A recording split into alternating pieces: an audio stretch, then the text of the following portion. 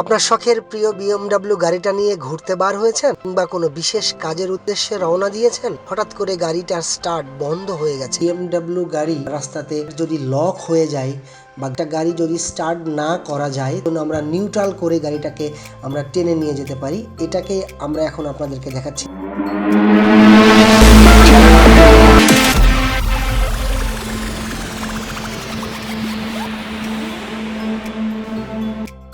আসসালামু আলাইকুম প্রিয় দর্শক, আজ আমরা দেখব একটি BMW steptronic transmission gear engine start off অবস্থায় কিভাবে নিউট্রাল পজিশনে আনতে পারি। প্রথমত আমাদের যেটা করতে হবে সেটা হচ্ছে যে আমরা এখন গাড়ির ইগনিশন সুইচটা অন করব।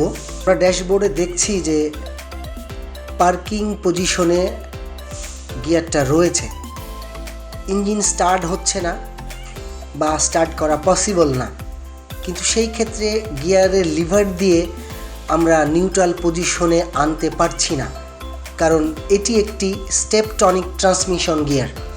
সুতরাং এটিকে নিউট্রাল করার জন্য একটা স্পেশাল অপশন আছে, আমরা সেটাকেই কাজে লাগানোর চেষ্টা করব।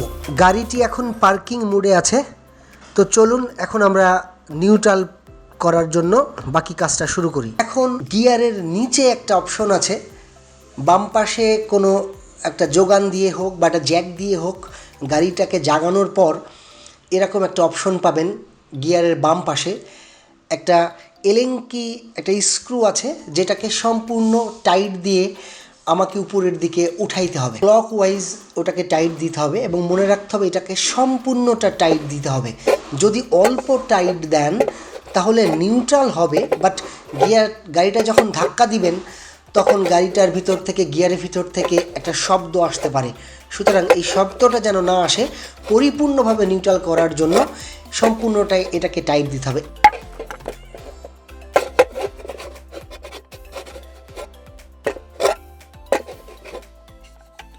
এখন চলে এসেছি আমরা আবার পুনরায় ড্যাশবোর্ডে। এখন দেখা যাচ্ছে যে গাড়িটা এখন নিউট্রাল হয়েছে, এনের বাতিটা ব্লিঙ্কিং করছে, সুতরাং গাড়িটা এখন নিউট্রাল পজিশনে আছে।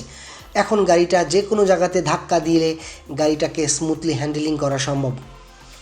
কারণ একটি বিএমডব্লিউ গাড়ি যদি নিউট্রাল না করতে পারেন, স্টার্ট না হয়, তাহলে গাড়িটাকে কোনো জায়গায় ধাক্কা দিয়ে হোক, টেনে নিয়ে যাওয়ার ক্ষেত্রে হোক, এটা মুভ করাটা পসিবল না।